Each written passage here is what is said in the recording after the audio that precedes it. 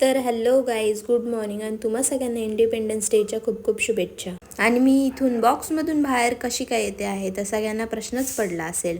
तर वास्तविक आमच्या शॉपची साफसफाई चालू होती, म्हणून हे बॉक्सेस वगैरे फोल्ड करायचं काम हे माझ्याकडेच आलं होतं आणि मला इतका कंटाळा आला होता हे करायचं. तर ते सगळं जाऊ द्या आणि व्हिडिओला स्टार्ट करूया.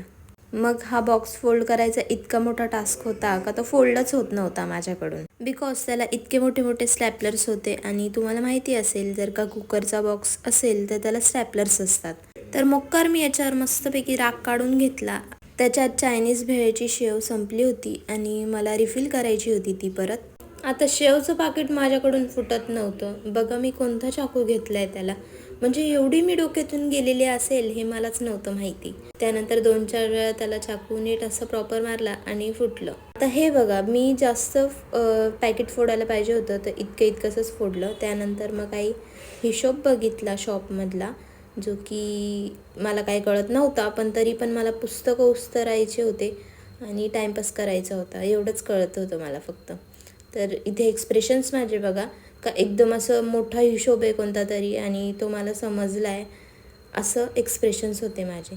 त्यानंतर काय कळलं नाही म्हणून ते पुस्तक ठेवूनच दिलं आणि मस्त केळी खाल्ली.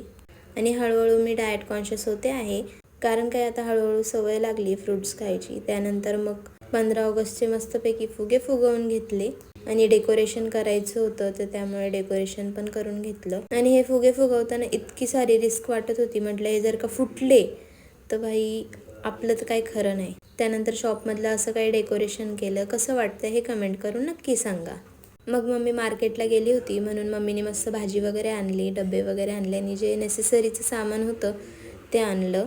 आणि असे छोटे छोटे डबे बघून मला खूप आनंद झाला. बटाटे संपले होते तर बटाटे उकडायला लावायचे होते. त्यानंतर जैन ऑर्डर होती, तर जैनचे खूप सारे समोसे होते 5-6, तर ते काढून घेतले. आणि इथे पण तेलासोबत माझी मस्ती चालू होती.